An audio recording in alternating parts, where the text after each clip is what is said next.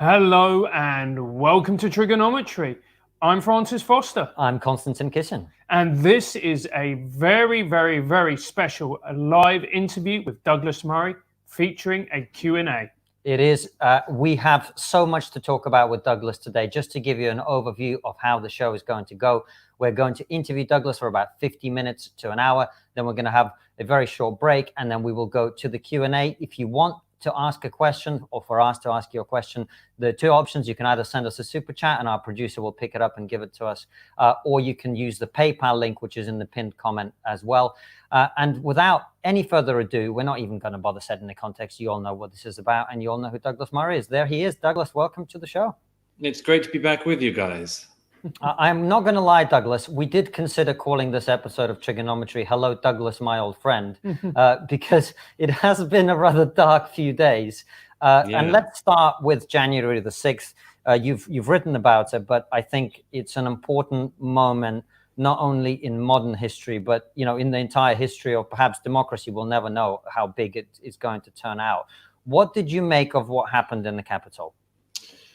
Yes, I was covering the US election and was in the US for about 5 weeks ahead of the November election. I was in Washington, D.C. on election night and wrote from there, and left a few days later when it became clear that events were going to sort of rumble on, and that although it seemed pretty clear, I think it was clear from fairly early on in the night that Donald Trump had lost the election. It seemed clear that there were a set of legal challenges and others that would have to play themselves out, and that nothing was going to happen for some time. But of course, in that period, since the night of the election in November, Donald Trump obviously did continue to make the same assertions that he had on the night of the election. As I wrote in a number of places, I think he said fallaciously that he had won the election, and the onus was on him and his legal team to prove that he had won the election, and they couldn't prove it. They didn't. And by the way, I think it is worth remembering that the various different strata of the American government and the legislative process worked. There were a number of right-wing conservative figures, you might say, who were saying, I thought slightly sinisterly after the election, well, when this goes to the Supreme Court, then it'll become clear, and then we can have Trump as having won. Well, actually, they did go to the Supreme Court, and the Supreme Court chucked out the applications from Trump's legal teams. And that happened in other jurisdictions as well, at state levels. And it was clear that Donald Trump's assertion was not able to be proved. I said repeatedly that seemed to be the case, that even if there were instances of voter fraud and voter suppression, much of which isn't particularly new in American politics, but could well have happened in a more rife way this year than before. Nevertheless, he did not prove that it had happened to such an extent that he had in fact won the election and Joe Biden hadn't. And I thought, what's more, by the way, that the claims that were made by the Trump supporters became more and more tenuous.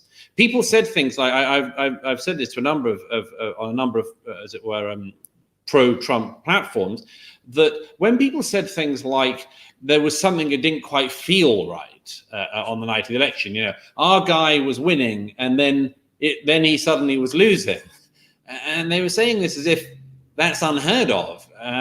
And I kept on saying, obviously to the bemusement of most Americans, but Sunderland.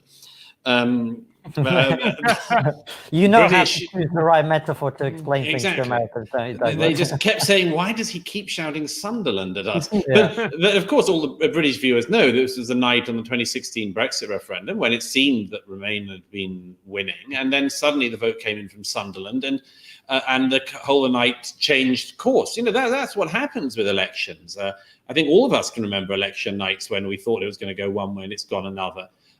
So there was nothing. So the specifics weren't proven by Trump and his people, and the generalities became more and more tenuous.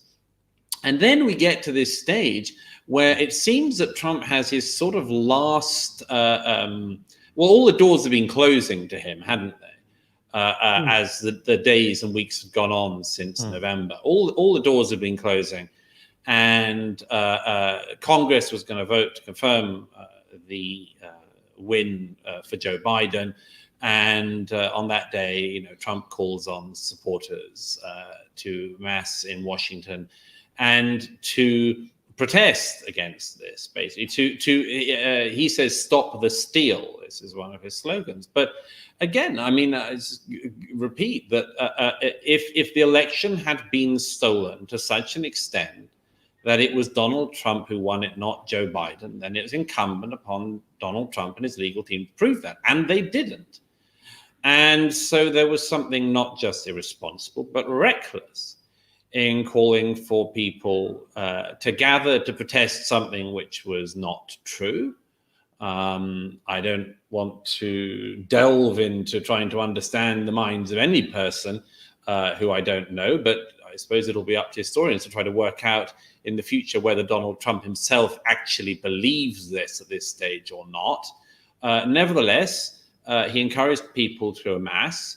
And although, as is always has to be stressed, the majority of protesters were peaceful and seemed to be decent, law-abiding Americans, a number of people turned up, a large number of people turned up who certainly weren't.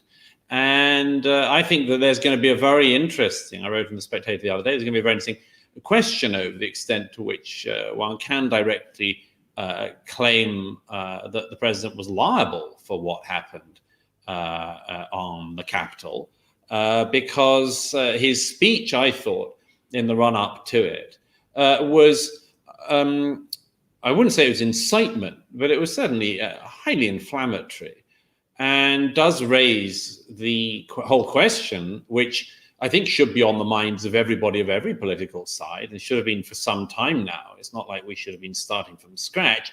The very interesting question of who exactly bears responsibility for what once you raise a crowd.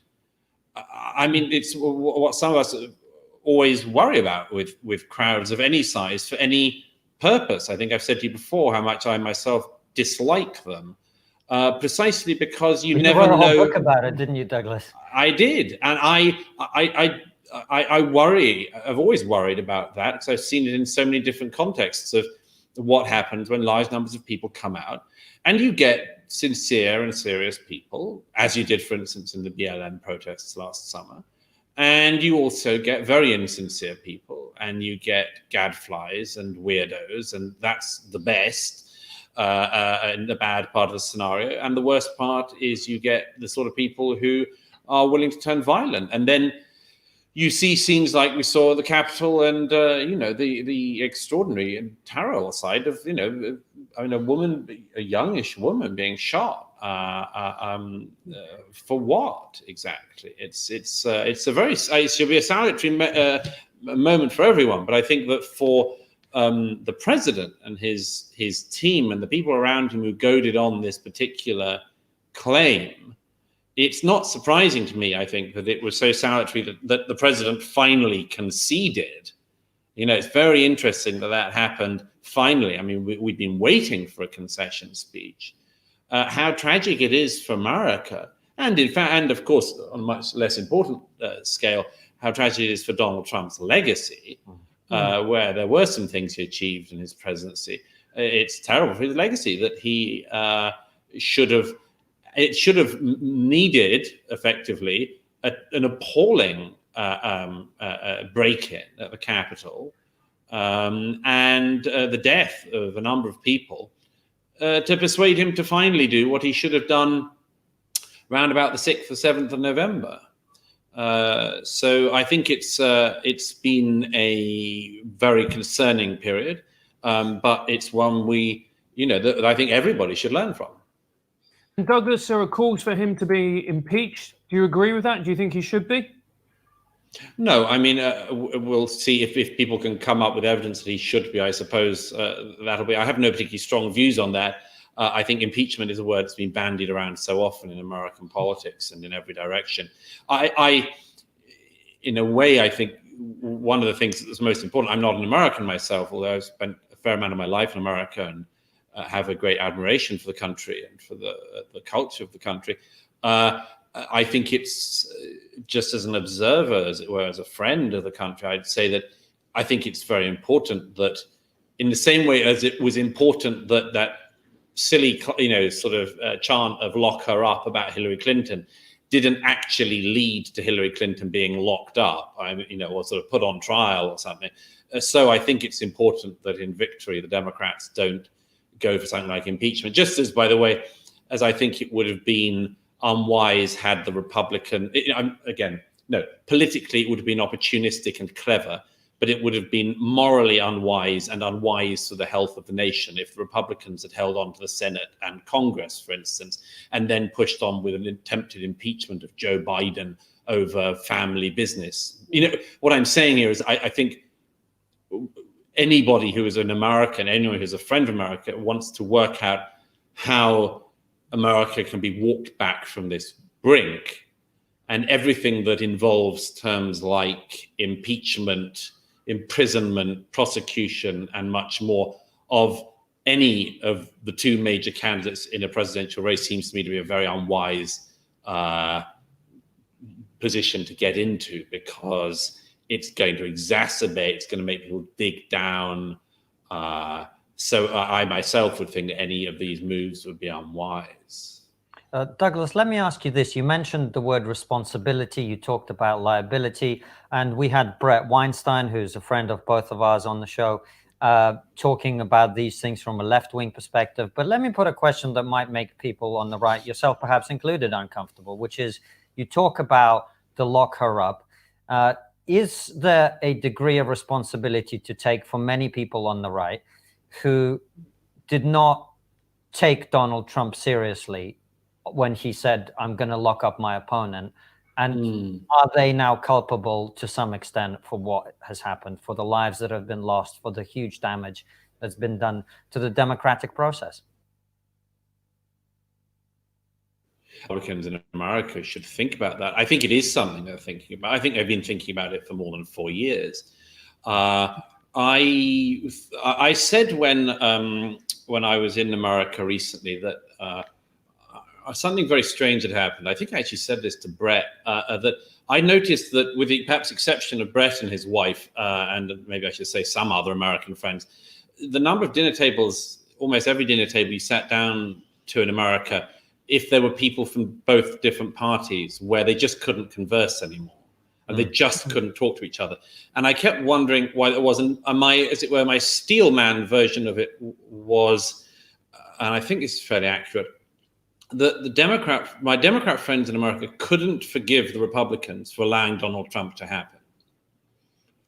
And I think there's obviously a fair amount in that. I mean, and I think it's something the Republican Party had been thinking about. I mean, it's not like he was the preferred candidate of the party in 2016. I also think that to an enormous extent, people did see some of this coming. I don't think people saw exactly what was going to happen. But take this one, for instance. And again, I read about this recently. Why was it always the case that, although there were some good people who worked for Donald Trump, particularly in foreign policy areas and trade negotiations and much more, why was it that he did seem always to have such trouble filling positions? Why from the get-go? I mean, and I say this having friends in previous administrations, Democrat and Republican. Why did my Republican friends, so many of them, not accept jobs with Donald Trump's administration from the get-go? And it was always pretty much the same reason, which was that people just didn't trust that he wasn't going to pull some crap at some point that was going to sully everyone who'd been anywhere near it. And I think that has been a serious consideration. I think that there were the Never Trump movement. I wrote not long ago that the question that will always, or even before recent events, that will haunt the Never Trump movement will be whether there were things that they could have done in the administration that would be effective. I think of people like Elliot Abrams, who was Venezuela representative of the president and latterly represented the administration on Iran policy, a very distinguished foreign policy figure, did a lot of good in his work on Venezuela and Iran. And would it, if more people had gone in, would there have been more good? Yes, possibly.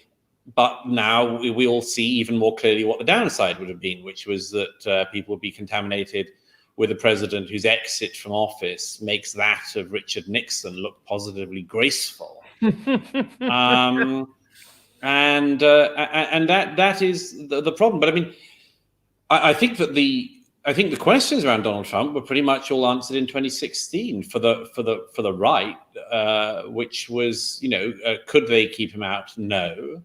Did some of the right want to? Obviously. Others made their peace with him. Better to have this person than the alternative, and that's something that I think everybody is going to be continuing to weigh up. I myself could never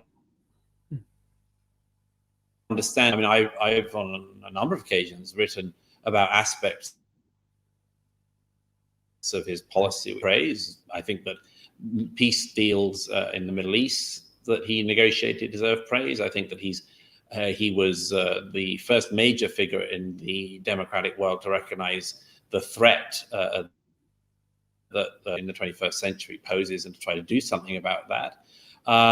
But again, you weigh that up against the rest of the legacy, and it's possible that all of that and much more will be forgotten amid these scenes. And I'd add people, particularly on the activist left, who will want everything else to be forgotten and will use the horrible events of the other day as a demonstration that there's nothing good to be said about not just Donald Trump, the Republican Party, the conservative side, the right, and so on. Douglas, let me just follow up quickly before Francis jumps in. The counter-argument to my counter-argument, which I asked you about the right's responsibility, would be that in 2016, only a non-system candidate like Donald Trump could have won. Only someone who promised to quote-unquote drain the swamp. Only someone who addressed the issues that the Republican, the standard discourse in the Republican Party ignored. Only a man or a woman like that could have broken that deadlock, could have got through the concerns of ordinary voters. And for those reasons, even this price was worth paying. Yes, there will be people who will say that. This is a very tricky one, isn't it? Because it's impossible not to reinterpret events in light of what's happened since. The Republican Party by 26 become a worryingly, among other things, hereditary party. By the way, American politics does have this tendency in it in both major parties, but the prospect of being offered another member of the Bush family. Even for those of us who thought that there were things that George W. Bush and George H.W. Bush did that were laudable, great about this family, they have to provide a quarter of American presidents in the last half a century. I mean, these questions hovered, as you could say they did to some extent in democratic politics with the Kennedys. Even you could say that with the Clintons and more. But it's obviously a tendency. The Republican Party, I think by 2016, did look like it was perfectly happy yet again to sort of shoo in somebody from a relatively small number of candidates, relatively small number of families who might fit the bill, and then along comes Donald Trump, and yes, I mean, famously, sort of insults and abuses and amuses his way to the top of the ticket, and I think there's a lot to be, still gone over about that. There's an awful lot that's been said about it. But yes, I mean, when it's quite hard, I think, for non-Americans to recognize that the level of distrust and indeed contempt that is felt towards Washington from outside the political beltway The only thing I can think of as being analogous to it in the UK is the way in which Nicola Sturgeon and other national populists in Scotland talk about Westminster, as if everything at Westminster is sort of uniquely terrible and everything that comes out from it, And this is the way in which people of both sides of the aisle in America, but particularly American side, the Republican side, have talked about Washington. And yes, I think that to that extent, and this youth candidate who came along and sort of said to hell with them all, had something going for him. One of the obvious things from very early on was that whatever Donald Trump said, what he actually managed to follow through on was tiny in proportion to the claims he made. That have, again, it's about magnanimity and victory, probably shouldn't have said the other day that Trump was the most disastrous, or I think he said incompetent president in American history. Again, I'm not sure it's great. Certainly true that to a great extent, Donald Trump, when he had the levers of power, and this was one of the main critiques of him from the right, had sort of knew absolutely no idea of how to control the dashboard as a whole. And yes, and to that extent, and that was one of the reasons why he lost quite a lot of his supporters on the right. And Douglas, we've seen his actions, we've seen the speeches. How much do you think his actions and his speeches have undermined American democracy? I think we have to be very careful to avoid overstatement on this.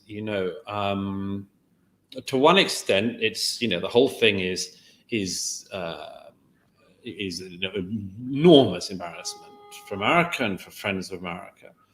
And I think what's more, that there is a lot to pick over and that should be picked over in what led to the events at the Capitol on the 6th of January. That said, I do also think it's important that people don't play up things like saying this shows that America isn't a democracy or anything like this. I think there's a lot of chatter like that, which I can't help. Again, I restate the extent to which the organs of American democracy succeeded and worked in recent months. The stress test has been almost inauguration, but the stress test has been almost completed, and American democracy passed it. I referred in a column a couple of days ago to the fact that when I was in Central and Eastern Europe recently, I was worried going around, but a joke to me going around that part of the world and Russia, that the problem with America was that it had spent so much time exporting democracy in recent years it forgot to keep any for itself at home. But I worry about those sorts of things because I worry about what people who would make those sorts of jokes would be hoping to get away. We've seen in recent days President Erdogan of Turkey, condemning the scenes on the Capitol Hill.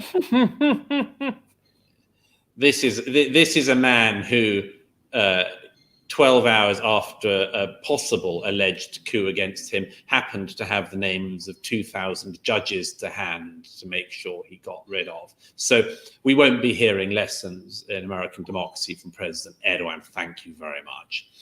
The same goes with the Chinese Communist Party. And are careful in this. America has been for many years. I think it remains so. I think that the people who would like to overstate event way, demonstrate some failing in democracy or much more, are trying to do something else or are too pleased for my taste with what they've seen and what they think they can get away with in their own countries as a result of it. So I just for level heads on this, as always. And I reiterate the maxim I've said in recent years over so many different things. The number one priority is do not be driven mad. Do not be driven mad. And it's a very good point to make. I mean, the people who do seem to be driven somewhat mad are the people celebrating his removal from Twitter. Well, let's just. I want to get to the big tech, but I had another question for Douglas, Okay, just go on for the it. politics of Yeah, it, all right, and go maybe for it. better coming from you, because we've sort of asked a lot of questions about the right's responsibility, but actually, there's been a role for the left in enabling what's happened too. Right. So I guess the question that we want to ask on behalf of the left is this constant demonization of the right, this constant attacking of the right and painting as if they're evil, they're wrong, they don't care about the world, painting them into a corner. Didn't that just embolden people to support Trump and for people to think, look, this is where you've put me. I'm going to behave badly because in your eyes, I'm a bad person. And also add to that, of course, the riots that we've seen in the whole of 2020, where political violence was essentially endorsed by the main players on the left. Oh yes, I mean, I didn't see condemnation from anything like that of recent days, or claims that everybody on the Democrat side of the aisle should take equal responsibility or anything like that. When, I don't know, protesters were allowed to assail federal buildings in Seattle in the summer, for instance, or have been besieging state property for months, as it happens. So I do think there's something in that. But again, I mean, I think people have to avoid. I've always thought I saw it as a tendency among some Trump supporters. I think the tendency always has to be avoided to say, I'd like my enemies to suffer. And that seemed to be something which had crept into American politics, and which Donald Trump was a sort of answer for a part of the right, was, look at a famous example of the problem was what Bill Maher said ahead of Trump's election in 2016, when Bill Maher had the decency and the honesty to say, though we said John McCain was a racist and xenophobe when he ran for president in 2008, but he wasn't. We were just saying that because and I know we said that Mitt Romney was a misogynist and a racist and a homophobe when he ran for office in 2012. We didn't really mean that. What we just wanted was for our guy to get in. And then he said, but you see, here in 2016, it actually is the case. It actually racist and a misogynist and a homophobe. And the thing was that a bunch of people said, but that's something you kept telling us. You kept telling us that all candidates from the Republican Party were racists and homophobes and xenophobes and misogynists and hated women and Romney over. It meant he didn't view women as people. Endless claims like this were made about everybody who was running from the right. So then you get Donald Trump, who, as I say, insults his way to the top of the ticket. And Donald Trump, whatever the negative, and I've said this so many times in recent years, it was not why America didn't know about Donald Trump's character or much more. It was why they knew it and they voted for him anyway. That was the question for 2016 to be considered.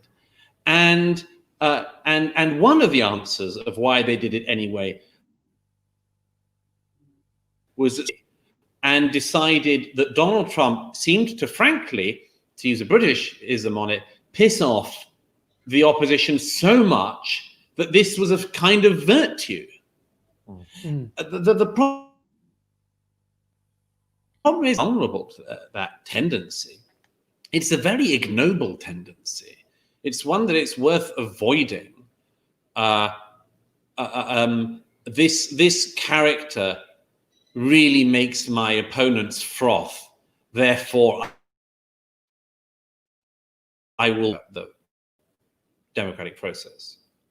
But it's definitely there, and I think there was obviously a huge amount of upset and disdain and much more on the right. But people have to take responsibility for their own action. Absolutely. And Douglas, that we see that, people on the left, they've got their man, and they believe that everything is over, everything is solved. We're going to now move forward. Do you think that's going to be the case? Is racism completely finished with Joe Biden? Sexism as well? I mean, I think the sexism, racism stuff. I really do. I'm not. I think that a binary had been set up in recent years. We've talked about a bit about this before, and obviously I write about it a bit in the Madness of Crowd. If you didn't submit to a certain type of politics and all of the same things, and you were therefore beyond the pale, and unfortunately it left on occasions majority populations allegedly beyond the pale, which is obviously not a sustainable position. I mean, we'll see, but what I've heard so far from the president-elect's office does not suggest much in the way of actual reconciliation, I think. And obviously Donald Trump's actions don't. I mean, he's announced that he won't go to the inauguration, which is a perhaps characteristically inelegant and indecent thing for him to decide to do. But to that extent, yeah, there will be no reconciliation from this. And if I can just quickly say so, one of the things, again, that I picked up from my travels in America, I was traveling to seven or eight states, I think. So a fairish idea of what was going on in the country. One of the things I picked up very strongly, and I wrote about it in the Spectator afterwards, was my concern that America had got to this stage, not because it interpreted events differently, but because it saw the same thing and came to different conclusions about what it had just seen. And I can't stress enough the worry I think we should all have about this and the amount of thought that everybody from every political side should put into this.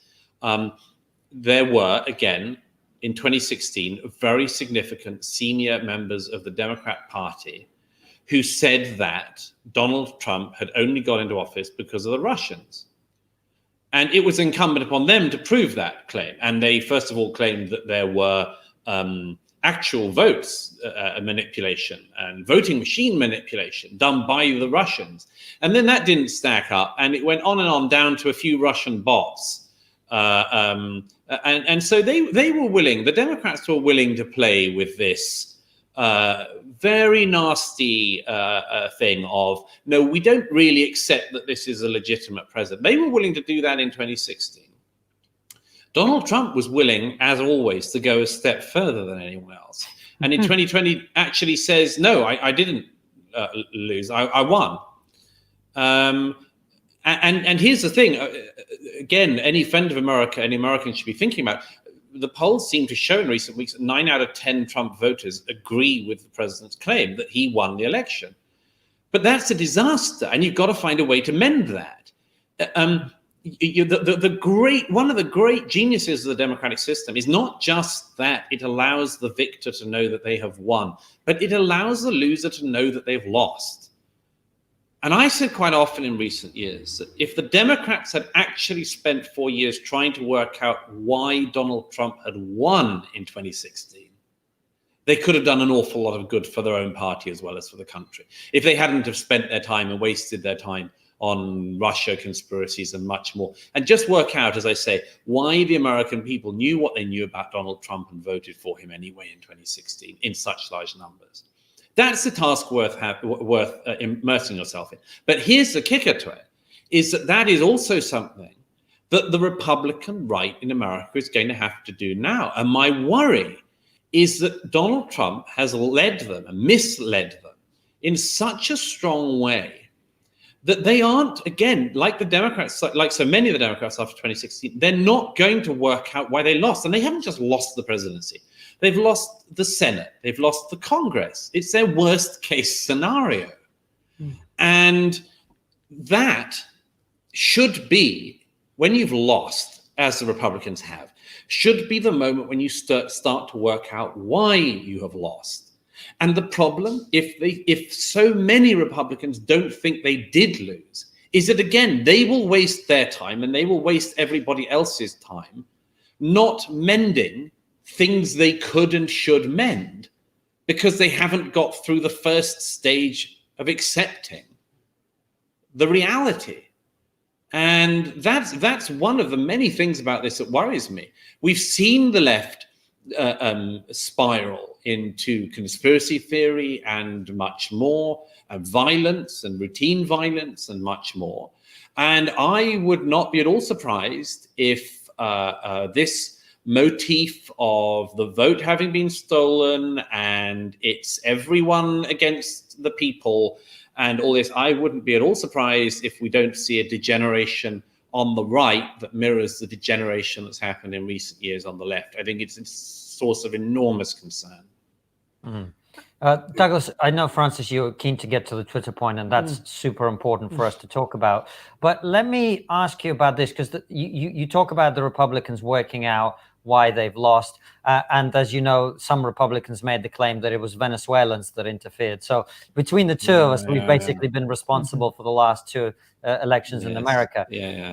A dead Venezuelan leader. That was yes. That was one of the least plausible claims. That's how powerful the Venezuelans are. Even in the grave, Venezuelans can achieve these things.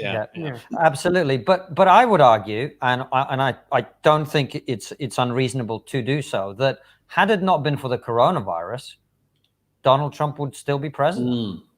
And if you take that into consideration, while I agree with you, it's important for the right to work out why the right lost on this occasion, and lost, as you say, spectacularly. I also think that a Biden victory is papering over not just cracks, but chasms that are existent in the left. And frankly, I would say they got once in a century lucky. And I mean, how are they going to deal with that? Yeah, this is a very important area. This, I do think that the left in America will see this as a well, apart from anything else, because of events of recent days, will see this as a total vindication of everything they claimed. You can already see it in this sort of stop fascism sort of stuff.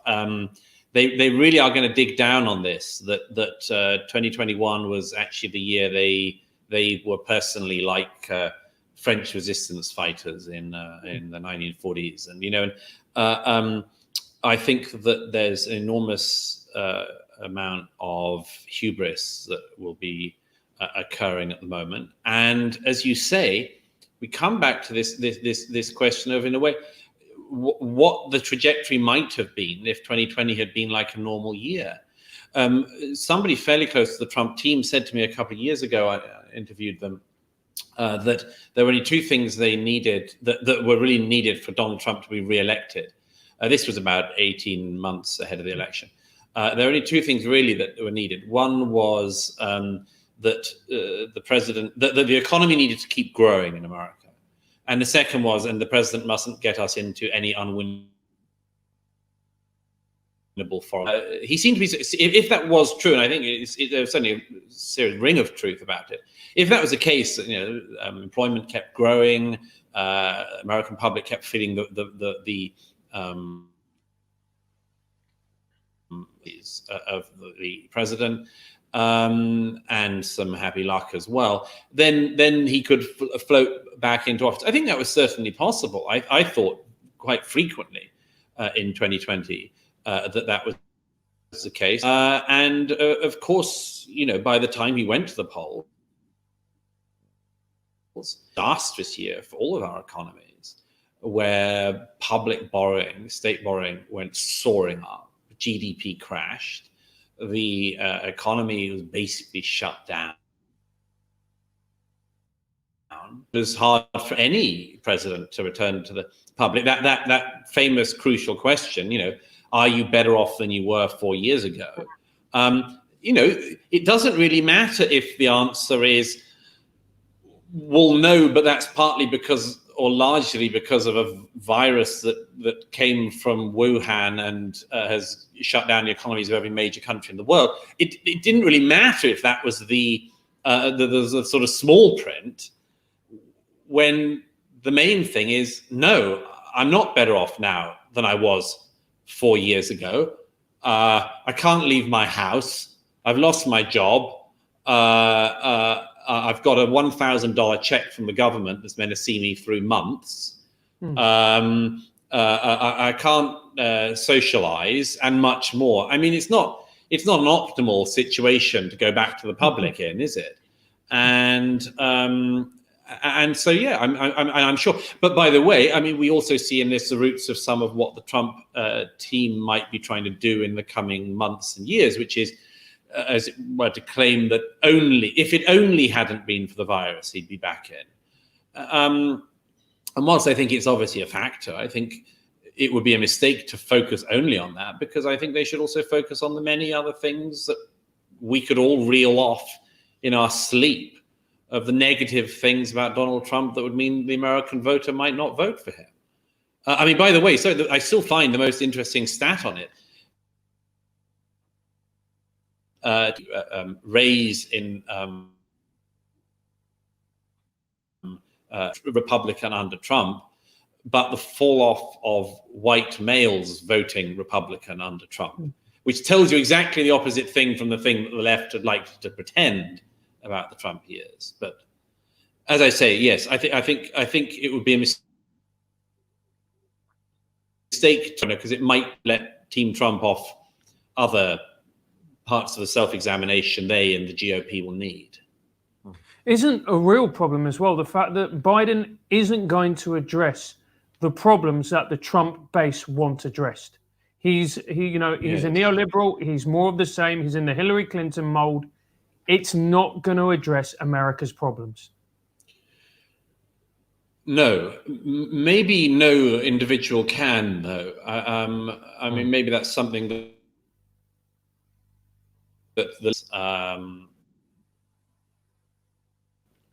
sort of rely on a figure that combines the moral and virtues of Martin Luther King, Winston Churchill, and and on and on. I mean, it may not be the right perception that you've got to wait around for that person to come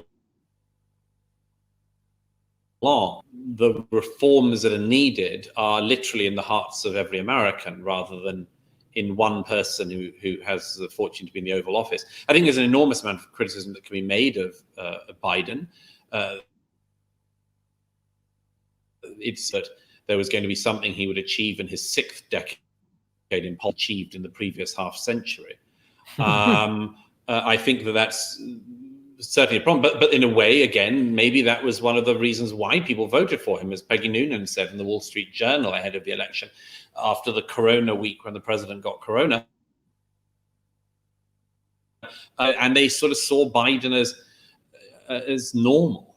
And that's a perfectly, it's a perfectly reasonable instinct.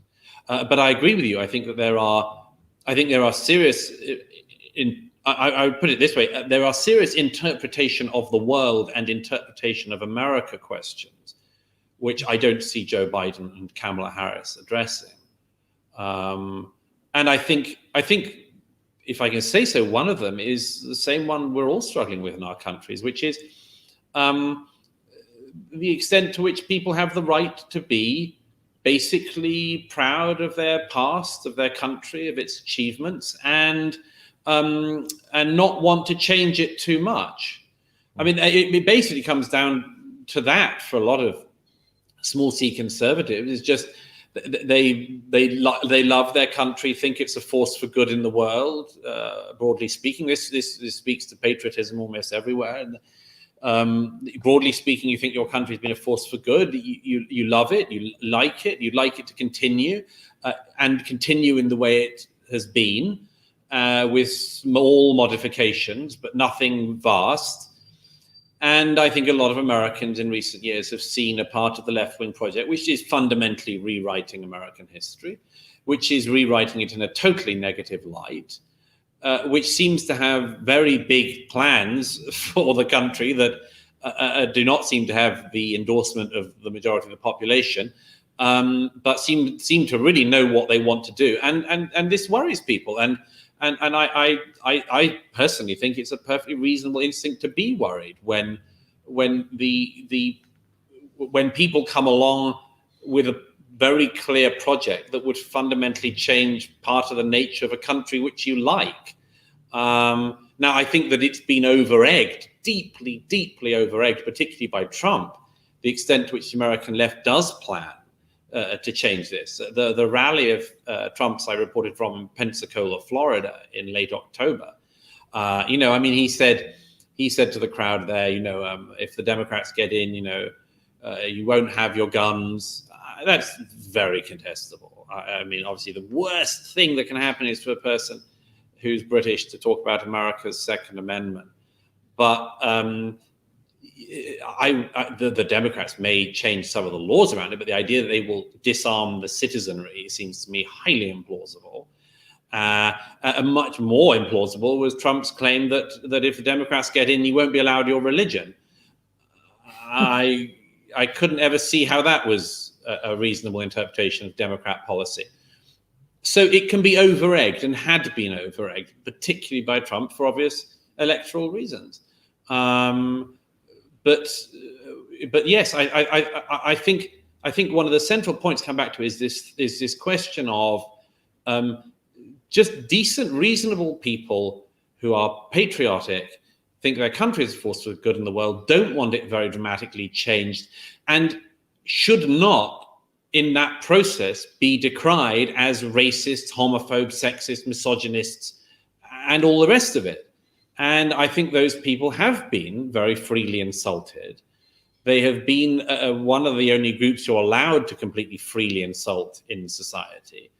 And this point is either a point where that could start to mend, or it could be the point where everybody digs down, where the people who claim that everybody who's ever voted Republican in America is a misogynistic, homophobic, racist, sexist, fascist who wants to storm the Capitol, there will be people who will double down on that claim, and there will be Republicans, Trump supporters, who will be more and more embittered by the total lack of sympathy for their concerns, and reasonable concerns at that, and will double down in ways of their own which we can only at present imagine.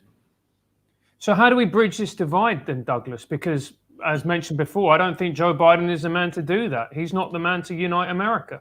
Well, he has to be. I mean, it comes out that he has to try. He and Vice President-elect Harris have to try, and I hope they do. I did suggest immediately after the election that the world really, let alone America, couldn't really cope with having election after election which the results weren't agreed upon. Yeah.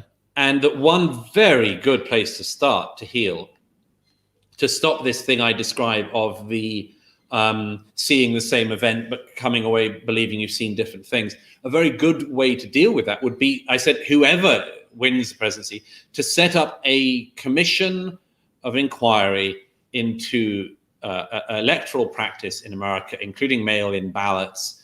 And I don't know exactly how you would do it. You'd have to have eminently non-partisan figures, respected individuals. I can think of very many in America, of left and right, as it happens. I don't think there's a shortage of them. I think it would be incumbent upon anyone who cares about the democratic process in America to do something like that, get a group of people together to look at how we can make sure that next time there is an election in the United States of America, the world's leading democracy, the most powerful and important nation on earth, that next time there is an election, the winners know that they've won and the losers know they've lost. And if that happens, if America could just agree on one thing, like the outcome of an election once, that would be a start. Otherwise, it is just this thing of running down your own your own rabbit hole, your own interpretation of events. Well, speaking of running down rabbit holes, Francis has been trying to get this question in for about 30 minutes.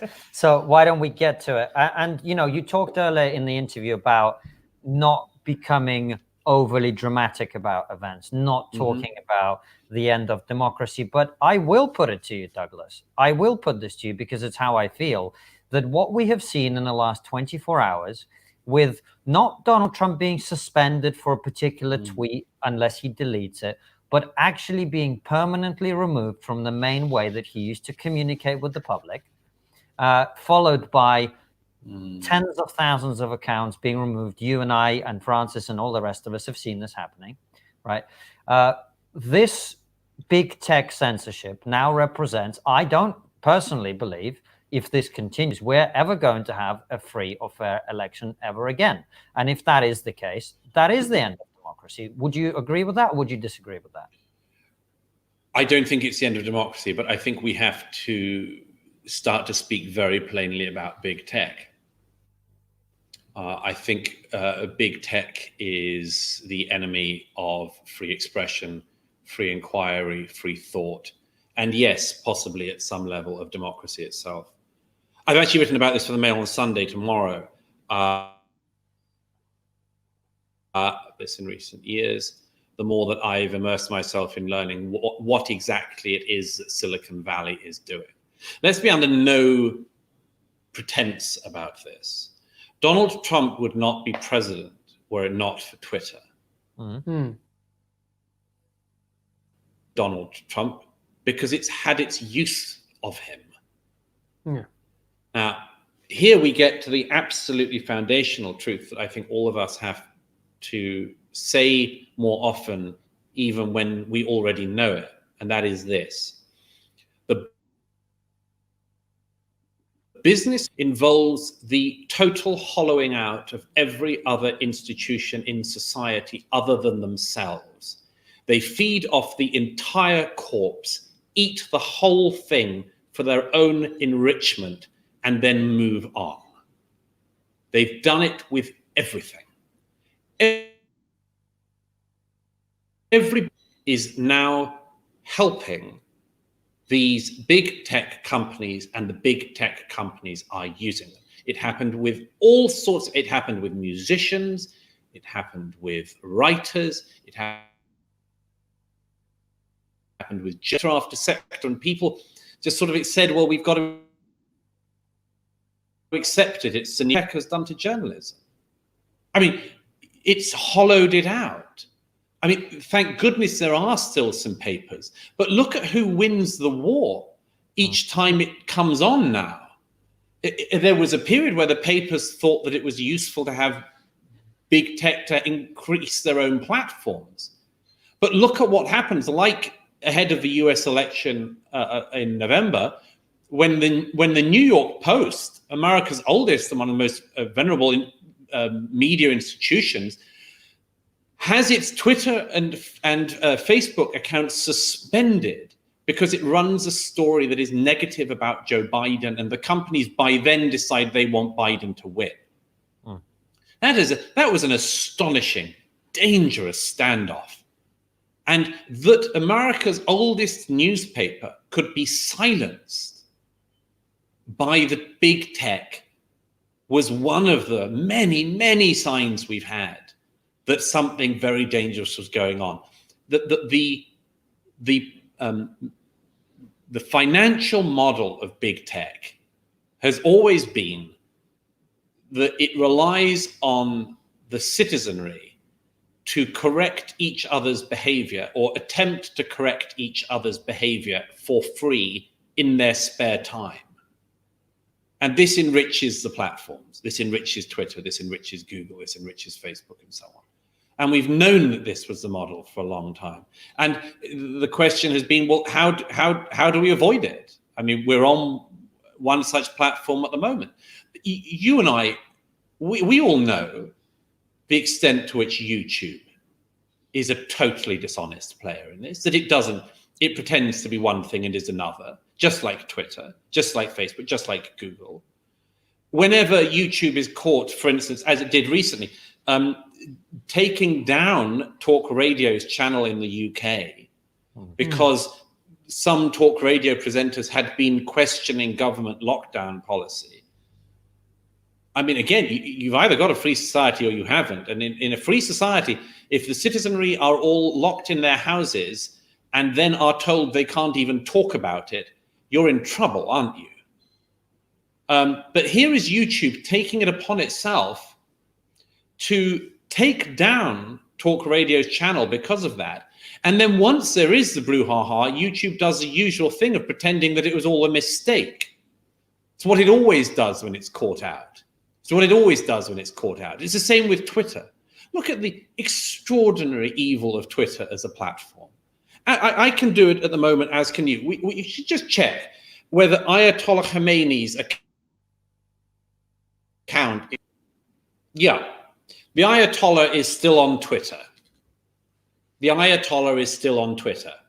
He's got very progressive views, Douglas, especially on Israel. Absolutely. Yeah. All those people who spent recent years trying to pretend that Donald Trump was an anti-Semite. Of all the things you could say about him, that he was an anti-Semite. Here is a man, Khomeini, who has repeatedly called for the total eradication of the Jewish state.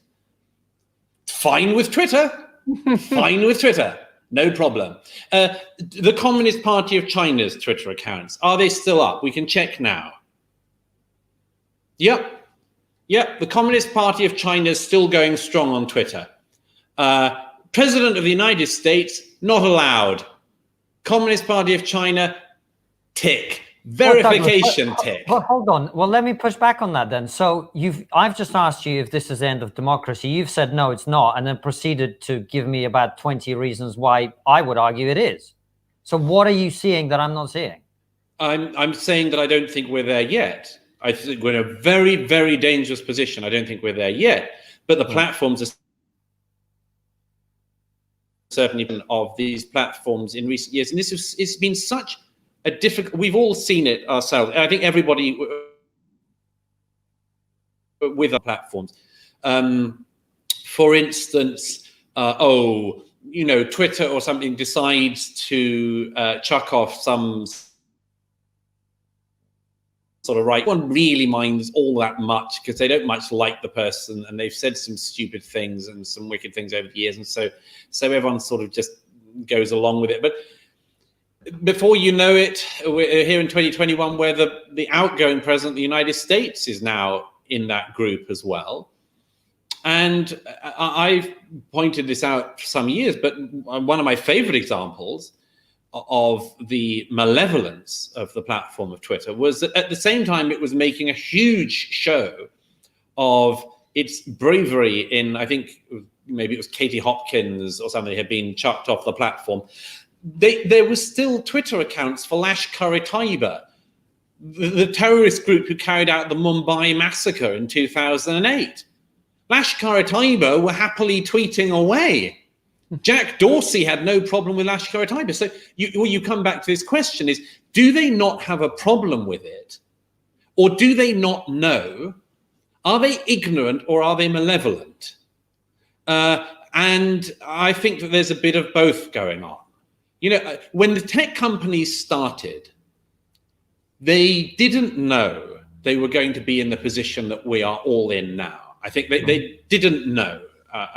Conversations I've had with people at Google, Facebook, Twitter, and elsewhere suggest this, that, you know, they end up with a tool that makes Gutenberg look small.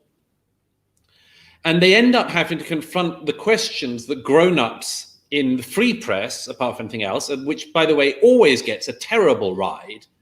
Everyone loves to attack the free press, the newspapers, proprietors, writers, editorials, and so on. But the free press had been thinking about all of the questions that Twitter and Facebook have been fumbling over for centuries. This is so watching the tech platforms struggle with this is not just like, well, it was just like watching the slowest kid in the class. But increasingly, it's become something else. I said somewhere that watching Twitter and Google and Facebook and YouTube talking about free speech was to steal a quote from Evelyn Waugh, like watching a Sèvres vase in the hands of a chimpanzee. They just no idea what they're dealing with. They talk about free speech and they've no idea what this thing is. And they're all starting from scratch. And in America, of course, after 2016, the tech platforms were flooded with Obama and ex-Obama appointees.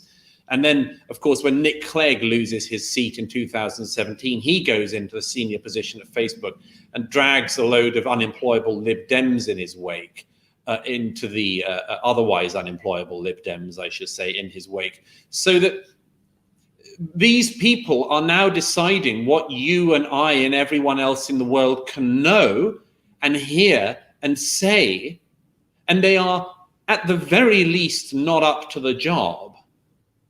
At the very least, not up to the job, but in actual fact are also constantly demonstrating themselves, as with the examples I just gave, to be malevolent actors. You've seen the tweets that the Chinese Communist Party sent out this week about re-indoctrination of Uyghur women.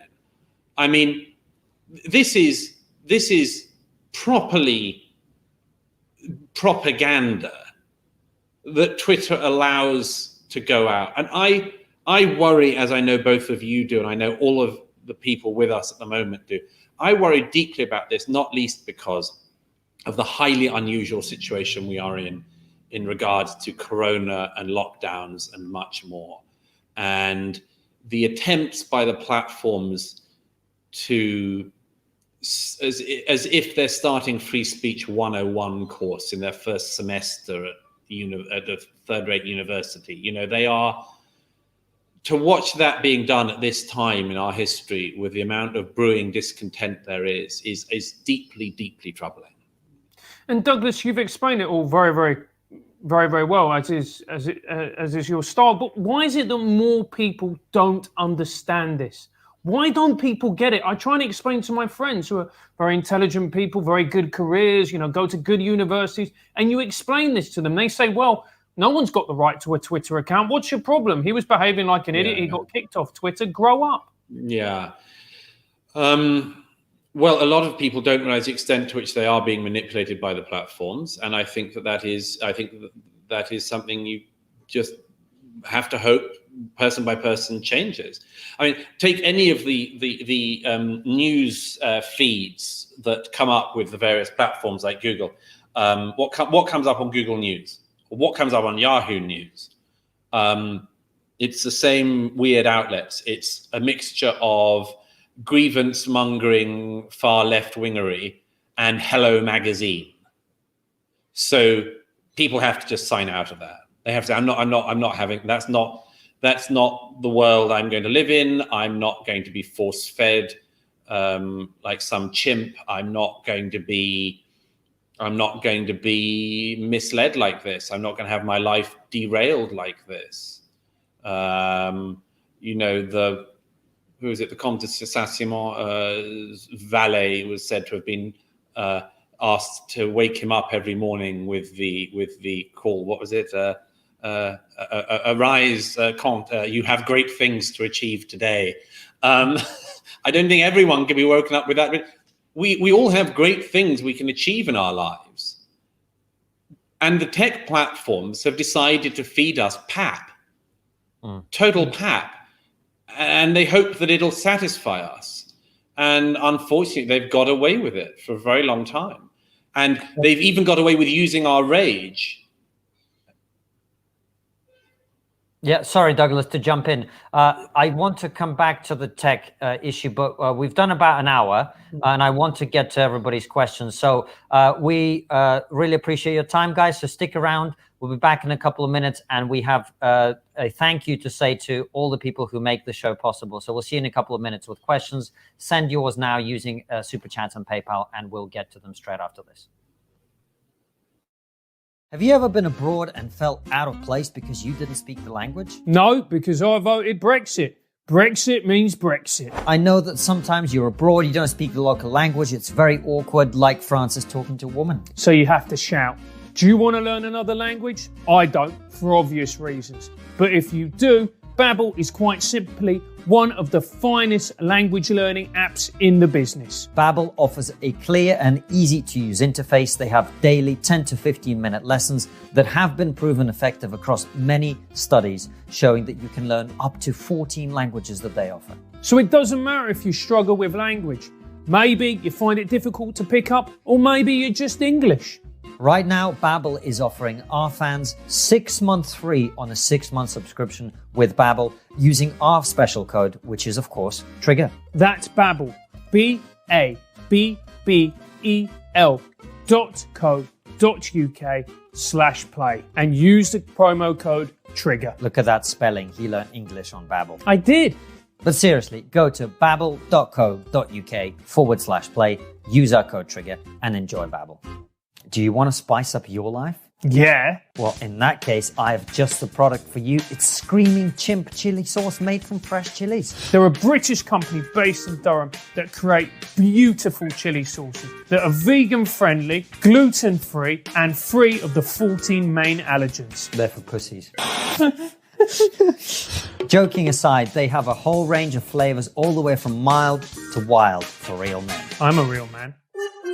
They've got a range of unique and classic flavors. They've got pineapple, mango and papaya, chipotle, excellent pun, and original hot sauce. Go to screamingchimp.com. That's screamingchimp.com and spice up your winter. Do you have a website, or do you plan to have a website? Well, if you do, then EasyDNS are the company for you. EasyDNS is the perfect domain name registrar, provider, and web host for you. They have a track record of standing up for their clients, whether it be cancel culture, deplatform attacks, or overzealous government agencies. He knows a bit about that. So will you in a second. EasyDNS have rock-solid network infrastructure and incredible customer support. They're in your corner no matter what the world throws at you, unless it's your ex-girlfriend, in which case you're on your own. You'd know about that. Move your domains and websites over to EasyDNS right now. All you've got to do is head over to easydns.com/triggered and use our promo code, which is of course triggered as well, and you will get 50% off the initial purchase. Sign up for their newsletter, Access of Easy, that tells you everything you need to know about technology, privacy, and censorship. Welcome back, everybody. I hope you enjoyed a continuous stream of us selling you stuff. That is it for the adverts. We're going to get Douglas back on here. We've got so many questions to talk about. Douglas, I am ashamed to have had you watch that, but nonetheless, it was necessary. It was a great pleasure. Listen, before we get to, we've got a question from Hannah here, which I really appreciate and I want to get to. I actually wanted to ask you, and it's very unusual both for us and for you to talk about individuals, but such as his caliber, I would say, and the relevance to the conversation we were having just before we finished the interview, that I do want to bring it up. What did you make of Sam Harris and his quite continuous demand for Donald Trump to be banned from Twitter, and yesterday thanking Jack Dorsey for doing that? I always imagined Sam would be very much on the freedom of speech side of things, so I was very surprised. What do you make of that? I mean, Sam's a friend. His views on Trump are very well known. He's made no secret of them. I just myself would say that I still think it's the wrong decision for Twitter. I think that it is, what's more, pathetic timing for them. I mean, it's amazing that, and I think there are no thanks that should be given or need to be given to Jack Dorsey for dumping the person he created after he's been of use to him and his platform and his money-making machine. Fair enough. I just disagree with Sam on that, but you know, in my experience, you can have an awful lot of disagreement with people and still be friends. And absolutely. Hannah says, Douglas, do you think the UK or the US will reach a breaking point with draconian COVID-19 measures and begin not complying in 2021? She says, in my opinion, we can win by peaceful non-compliance when people wake up to the show and social engineering afoot. What are your thoughts? Well, I don't agree that it's simply social engineering. I think the virus is a real thing, and people should take it seriously and should be very careful and cautious. I think that there has been throughout the whole of this period a very difficult balance, which we by no means have always got right, and that balance is between public health and the economy, and the public health has been given priority consistently, and the economy has been put into a second order of priority. And at some point, that is, I think, with the vaccine news, it seems to others that we get out of this and are able to sort of get back to normal life by the summer, and that the economic hit we take is able to be managed almost certainly just by means of inflation, and that this is a sort of bad dream within a year or so. I don't know if that'll be the case. I've been rather surprised how pliant, in a way, the publics have been.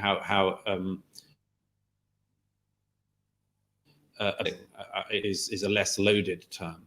They have been of the advice. But I think I said to you at the beginning of the whole virus when we spoke, I am worried,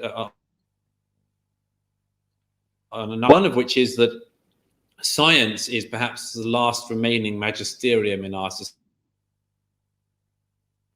society, and that seems to be fracturing and splintering.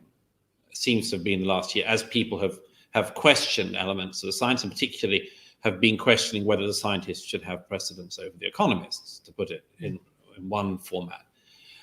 I think I'm not one of those who think that the government I don't think that Boris Johnson is secretly using the virus in order to. I think there will be examples of that. I think there will be politicians and public sector workers and others who'll be very happy with the powers that have accrued to them. Governor Cuomo in New York strikes me as one such candidate, one such character who rather enjoys the extraordinary newfound powers he has. My deeper worry, in a way, is the question that remains after this, which is this virus could have been an awful lot worse. It isn't as bad, I think, as we thought it was at the very beginning. It's the third such virus that has come out of China in just over a decade. And I don't think that there's any significant likelihood that it's not going to happen again quite soon. Because don't forget, sorry to harp on about this, but the Chinese Communist Party, who I hold totally responsible for this, knew what was happening, knew about the virus, and didn't tell the rest of the world. By contrast, the British government the other week, when it thought it had found a new strain, immediately announced it to the world, did exactly the right thing, paid a certain price. EU countries and others shut their borders to the UK for a period. But that was the responsible thing to do. Chinese Communist authorities didn't do that. And what's more, have just again last week, Zhang Zhan, a female Chinese journalist, was imprisoned for 5 years for investigating the sources of the virus. So they're going to keep doing that. So if we've had the year we've just had, what is the chance that it isn't going to happen again quite soon? And the precedent has now been set that once a virus that is deadly to a certain portion of people, albeit not to the vast majority of people, what are the chances that the next time any virus comes out, we aren't going to have the calls to do this all again? And this is why I'm not a skeptic on it. I am deeply troubled by the lack of attention to the fact that the economy cannot cope with being put through strictures like this again and again. We've immiserated whole sectors of the economy. And my concern is that we have set a precedent, which means the next time that there is something like this, we'll do it again. And we can't afford to. And at some point, the economics simply assert themselves. And Douglas, that rather nicely leads us on to a question with Feinstein. You've answered two of the questions, but the third part of their question was, do you think China will be held accountable for this? No, not at all. No, not at all. Excellent. I mean, our friends in Australia and the Australian government asking for an official inquiry into the source of the virus some months ago immediately led to, in the most insulting strictures from the Chinese authorities, immediate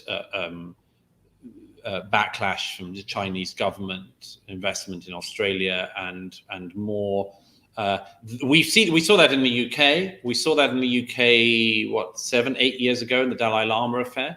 The David Cameron government, David Cameron met the Dalai Lama, pissed off the Chinese authorities, obviously, by doing so.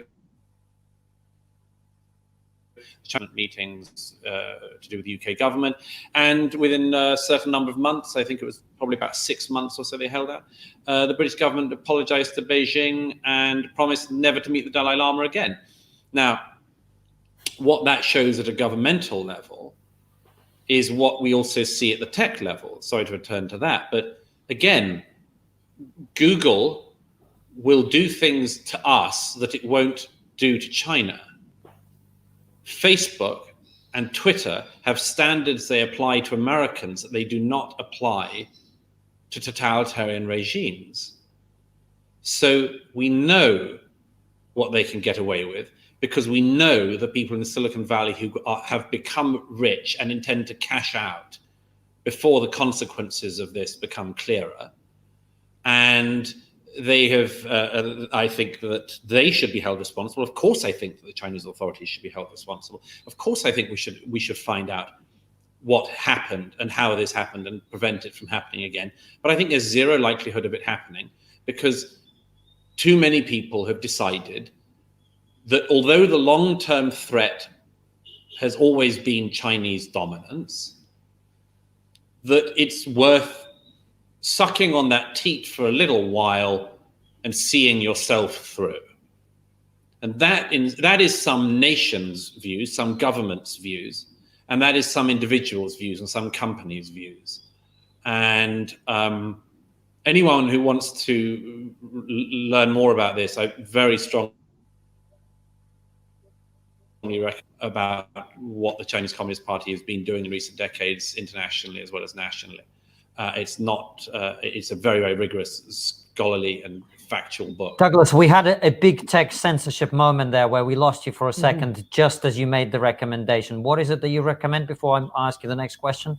It's called The Hidden Hand. The Hidden Hand. And it's on the CCP's actions in recent years. Let me ask you this. It's a very interesting question to me, because I think if you'd asked me this 10 years ago, I would have laughed at even the mere question being posed. But as you and I have discussed in the past, such is the nature of the pipeline of ideas from the United States to the rest of the West, that I actually think this question is becoming quite relevant, which is Ollie, who says, is the US cultural influence in the West a positive or a negative? You know, that's very interesting you say that, Konstantin. I think my own view on that has probably changed in recent years as well. Well, the thing is that no nation's exports remain the same, and that includes no nation's cultural exports. Right. If you said we could do with more French culture, you would have to say, well, which aspects exactly are you talking about? I can think of an awful lot of good ones, and I can think of a few bad ones. I don't want the world's films to look a lot more like French cinema, which I find fairly unwatchable myself. But there are vast aspects of French culture more around the world, and to be able to absorb more myself.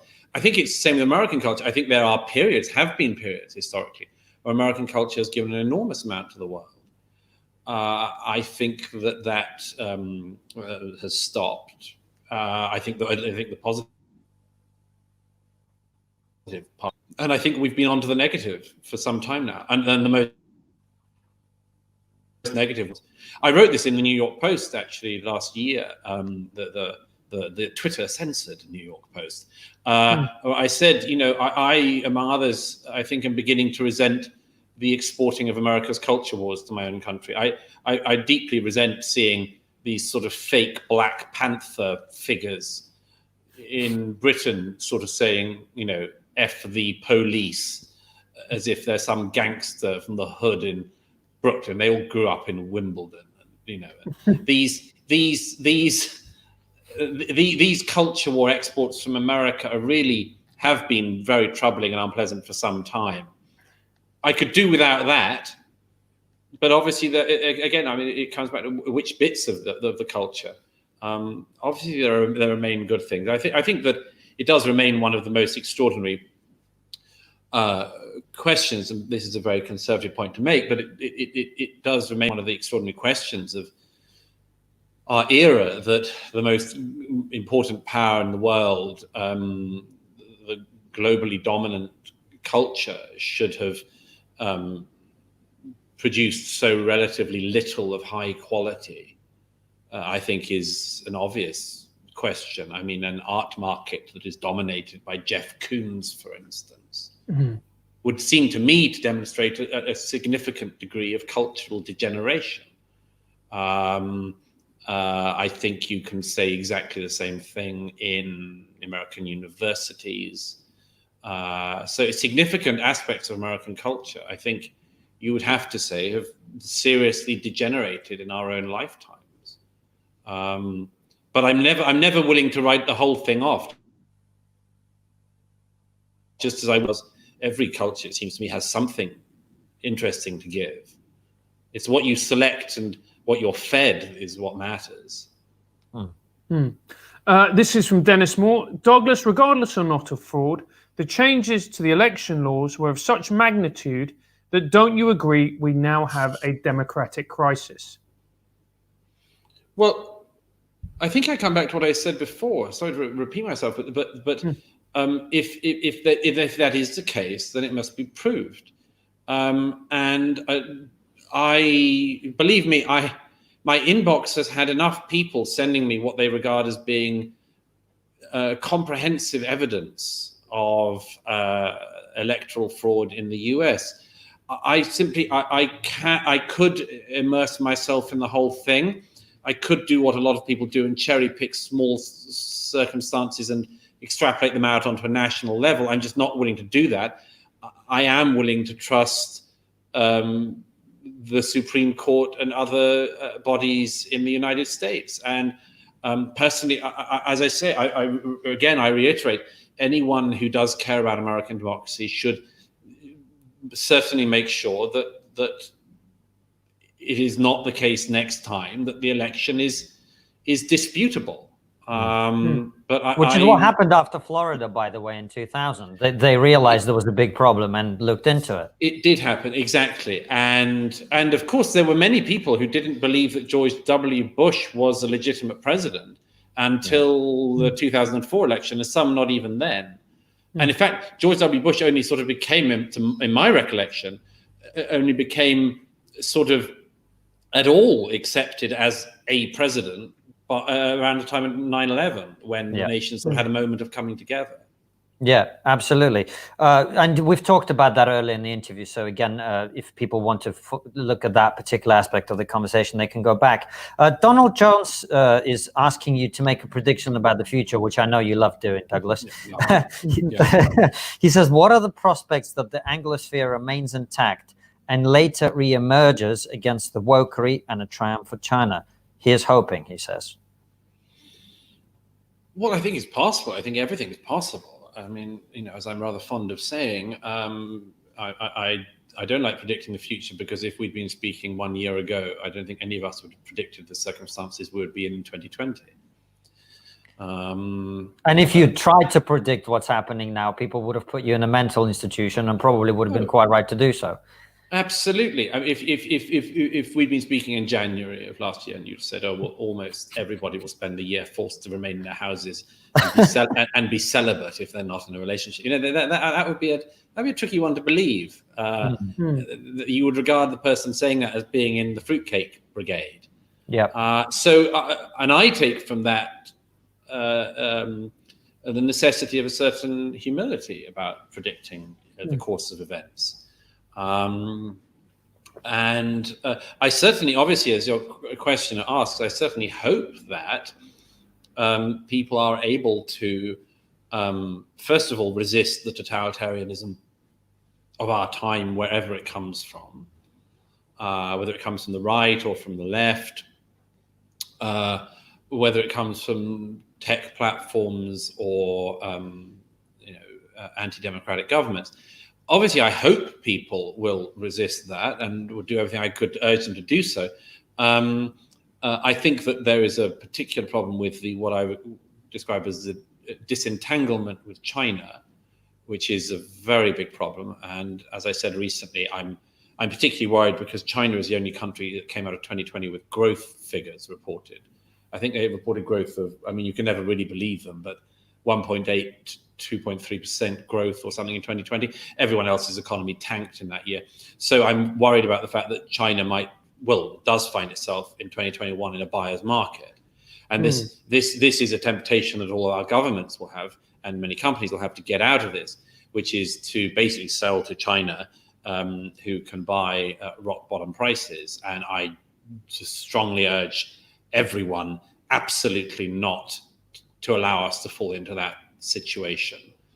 It is an unfashionable thing to say, but nevertheless still true, that the Anglosphere has given the world an unprecedented amount. I make no apology for saying that. I think it's demonstrable, provable. And I think it would be to the world's detriment if the motif continued that somehow the Anglosphere was nothing other than a sort of organ of racism and colonialism and all of the rest of the rewriting that everyone has done. But unfortunately, for all of us, a generation of people, arguably, certainly a portion of a generation, have been persuaded that the only bad things that have ever happened in history have come from dead white men. And that if, for instance, the Chinese had discovered America and decided to stay, that America would have had a flowering relationship between the incoming Chinese and the indigenous Americans, and that they would have got on with huge equanimity. And the presentation of all slavery as if it was only something that white men engaged in and that was unheard of in Africa, and much more, means that actually there is a deep hostility in our time to the notion of the West, to the notion that the English-speaking countries gave the world extraordinarily important inheritances. And I think that there is a total failure at having a reasonable estimation, or even a fair estimation, of the pluses and minuses of that whole tradition. A tradition I would like to hold on to, and many people in our time would like to burn down, but I'm just not among them. And David has asked, is part of the problem due to people losing faith in the nation's establishments and the political process? Are loyalties becoming more personal and tribal? Yes, that's well. Clearly, in America, this is the case, and I think it's the case in most of the other democracies as well. We certainly see it in the UK, failure of trust in institutions. The problem is that again, people lament the failure of trust in institutions, and then the institutions behave in a way that makes it perfectly obvious why you should distrust them. I mean, there have been a look at very basic arguments over the last year. Look at the World Health Organization. We might have really hoped that the World Health Organization would do what it says on the tin, would do what it says in the name, that it would stand above politics, that it wouldn't be able to be infiltrated, used, utilized, politicized by China, among others. But the more you look into it, the clearer it is that the World Health Organization is not what it says it is. And the problem is that happens in institution after institution. And I do think that the problem of decrying the lack of belief in institutions is that, to a great extent, the public should have what I would simply describe as a skepticism of institutions. The problem is when it's distrust, and then we do find ourselves all adrift. A very fine definition of how a society like Britain thrives is that it thrives on institutions that reflect the people, and that the people are reflected back to themselves within the institutions, and that the courts and the education system and the law and parliament and everything else is in this reciprocal arrangement, a reflective arrangement. And of course, if one lets down the other, then that's also reciprocated. I think there's an enormous task to do in the next generation of actually legitimately building up trust of people in institutions, but not just because they're institutions, but building up the trust because the institutions are deserving of the trust. I mean, it's not enough to say, you know, people don't trust the media if the media doesn't earn trust. It's not enough to say people don't trust the tech platforms if the tech platforms don't earn trust. So it's an enormous job, but I think it has to be done or attempted at every level, because without it, we are all going to be fumbling in our solitudes through totally different paths with totally different information. And I fear we will not be able to speak across these divides. It'll be what I described earlier in the American case on an international scale. Douglas, speaking of divides, changing tack radically here, and I can't tell you why I have to ask you this question, but I do.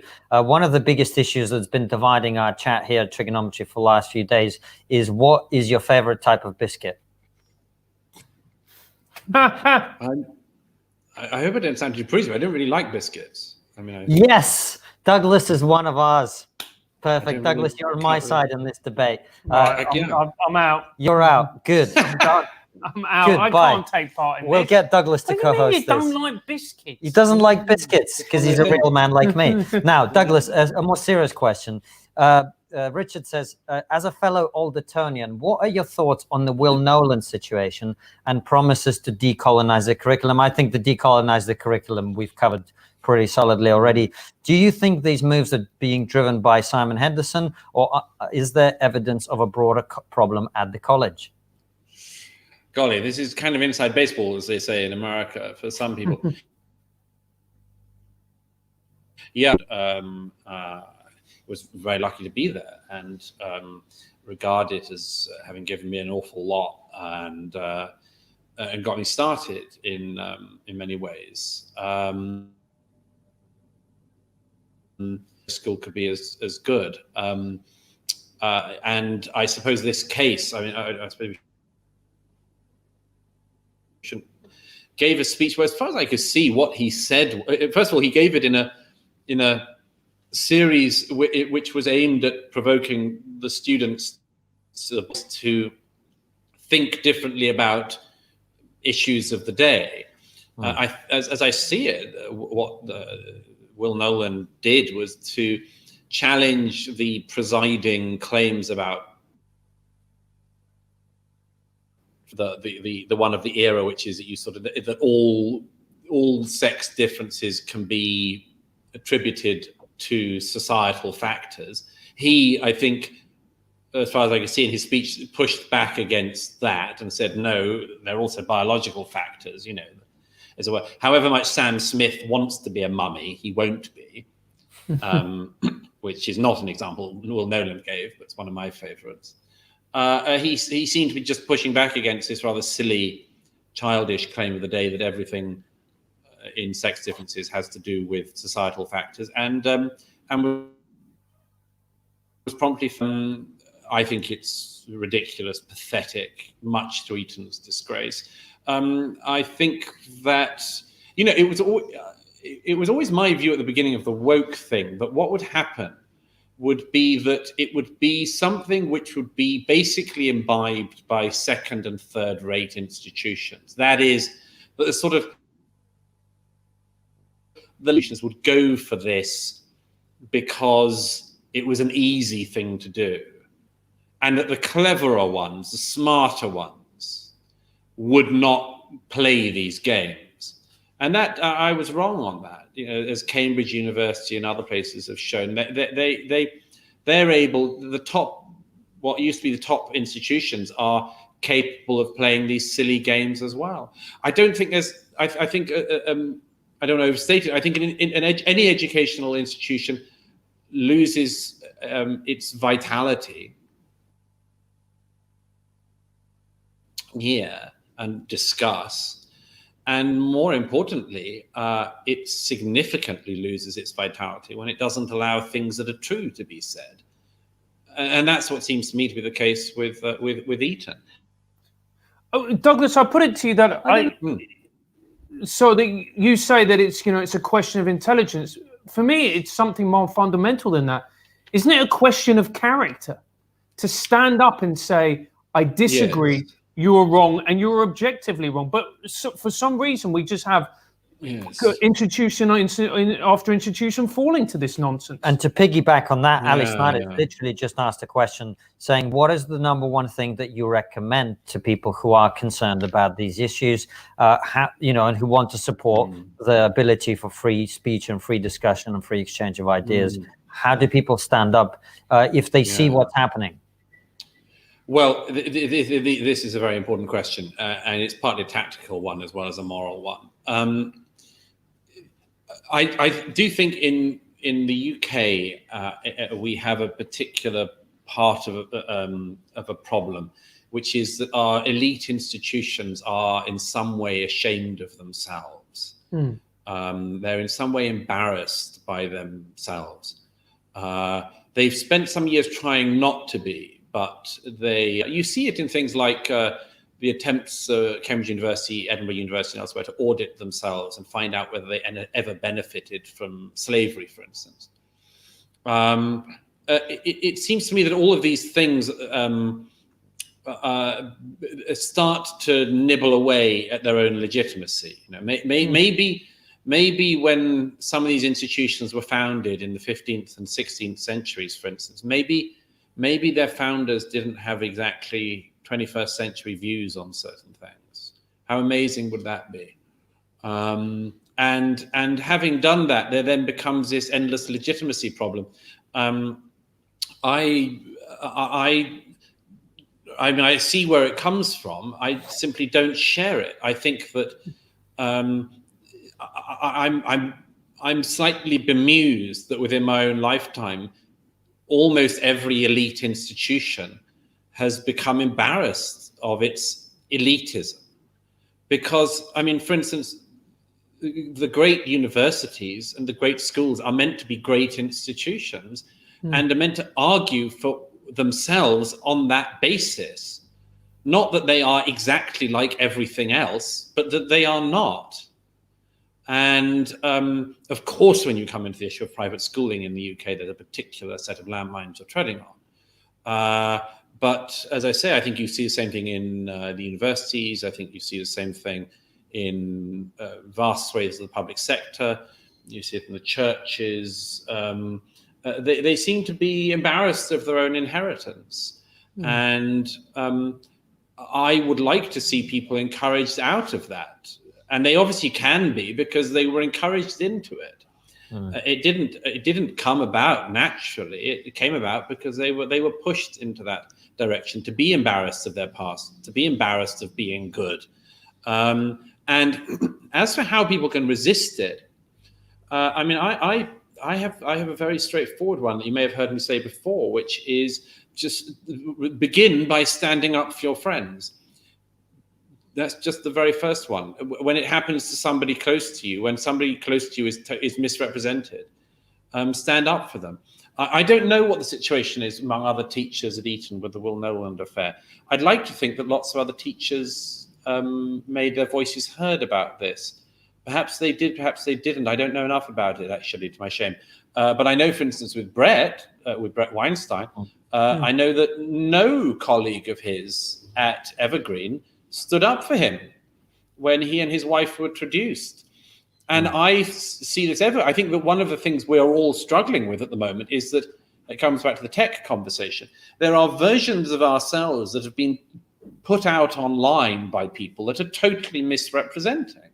I think that if you went to any of our all of these pages like Wikipedia and these awful wicked money-making companies that pretend to be so virtuous. If you went to any of our pages, you'd find that they're total misrepresentations of us, deeply misrepresent our lives. And these companies get away with it.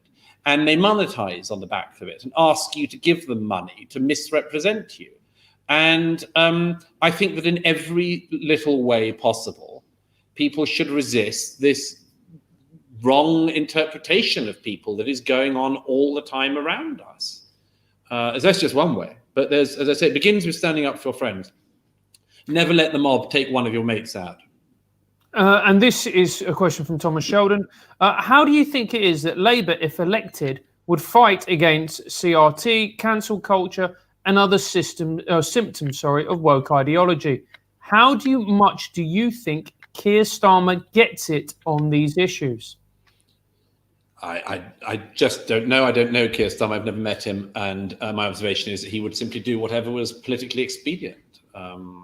If he thought that he would win some political points by imbibing vast amounts of critical race theory, he'd do it. If he thought not, he probably wouldn't either. It would obviously tend towards favouring that sort of ideology. I mean, he obviously was one of those politicians in the summer of last year who thought that he needed to so-called take the knee. So he obviously favours that sort of gesture politics. But I think, well, he certainly doesn't have any likelihood of being in office for at least 4 years. So it's sort of a long way down the road question. Douglas, we'll do another 10 minutes if that's good with you. Yeah. Yeah. We have a question from our regular viewers called Akil Bryan, who says, what do you think the potential effects of a Trump-owned social media platform might be? And this is something that has been touted by very serious people that we know personally who understand some of these things. So it's not completely outside of the realms of possibility. Do you agree that anything of that nature would deepen polarization? Well, obviously it would. I think it is quite likely. People were talking about it in DC in December before, and I see it as being one of the obvious things that Trump would do. And the fact that Fox and Trump sort of fell out before the election made there be a larger, more obvious monetization opportunity for Trump. And I certainly worried in recent months that what Trump has been doing in denying that he lost the election is building the base for Trump TV. And I think that's very likely to be what he does. Of counter would be, but the polarization is already there. I mean, and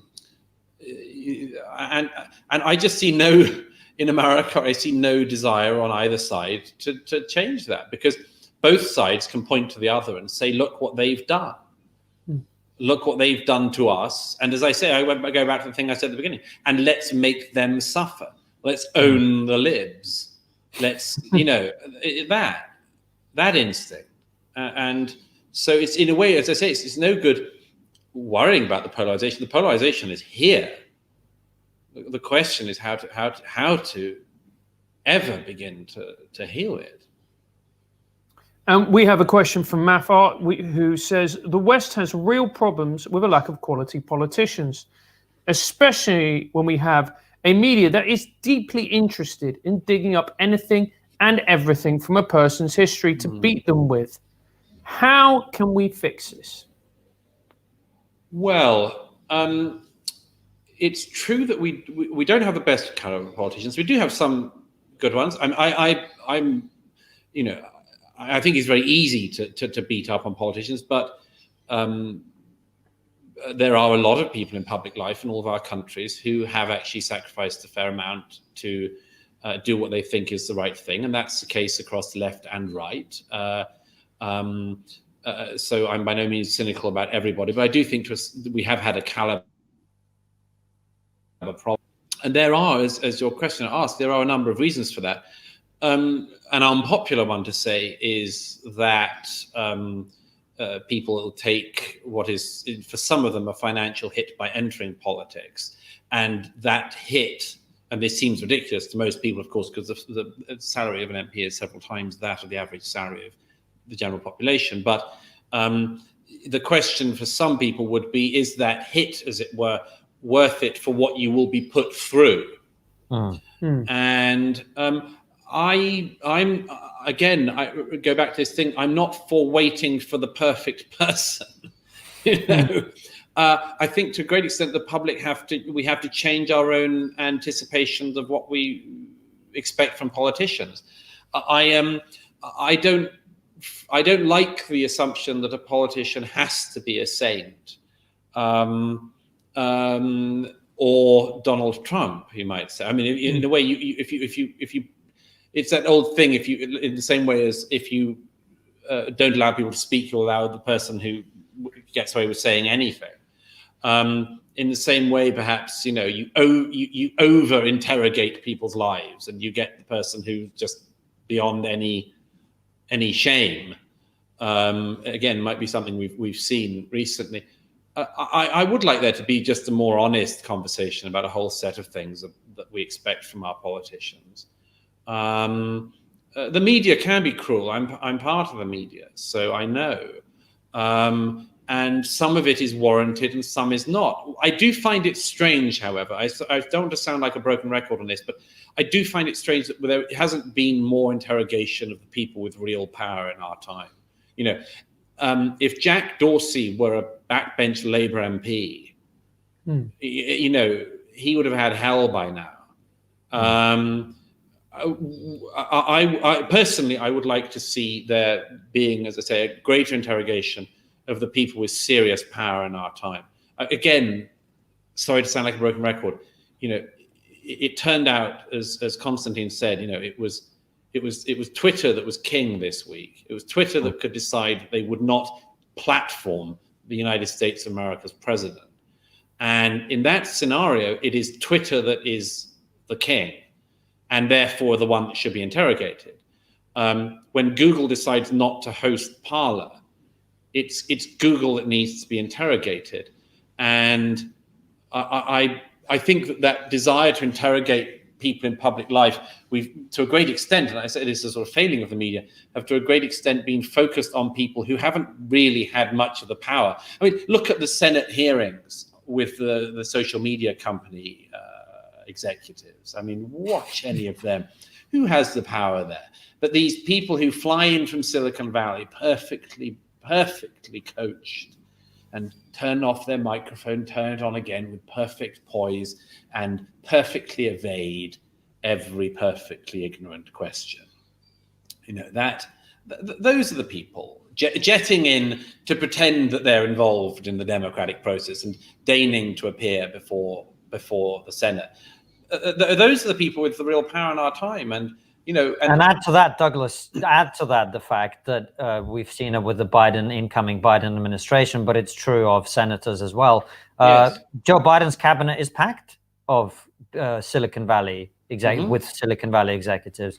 The big tech companies give huge donations and campaign contributions to both parties. Yeah. And add to that the point that you made much more elegantly than I could about the ignorance of the people who are asking the questions and the huge power of the people answering them. And it's a complete, it's a crazy thing that offers absolutely no recourse. Absolutely. I mean, let me give you a quick example. By the way, this is a very dangerous point for me to make, given that I'm an author and that Amazon is one of the very few things that can sell books this year. But I clicked on Amazon's page recently, and immediately up comes an ad about how much charity money they've donated that year, or recently. Amazon has just donated X millions of pounds. You know, how about paying some bloody tax then? How about that? You know, I mean, and case after case, Google, all of them, they all boast to us and as I say, feed us this pap and hope that we won't notice the other things they're doing. And sorry, I mean, we're a long way away from the question, but I really do feel that this all wraps up into the same problem, which is that, you know, people don't go into politics. Good people also don't go into politics because they recognize to some extent that's not where it is. I mean, that's a big worry, isn't it? Because, of course, it is where it is in certain ways. But at the same time, can you honestly say that an average MP has very much power compared to one censor in Silicon Valley? No, absolutely not. Hannah89 has asked AOC telling her followers to put Trump enablers on witch hunt lists cause a ripple, as well as in regard to the worry about the left getting power. Thoughts?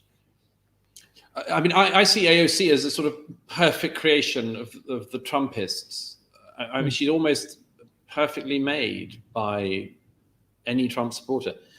She does everything in exactly the right order to whip up rage on the right. She clearly enjoys it. She's got a sort of troll-like instinct. I'm worried about always that people like her do actually end up having an over exaggerated clout that is given to them by people who don't like them. But yes, I mean, she's one of quite a number of people who've tried this sort of stuff. It's been going on in recent days. I'm always interested in the way in which people want to attribute blame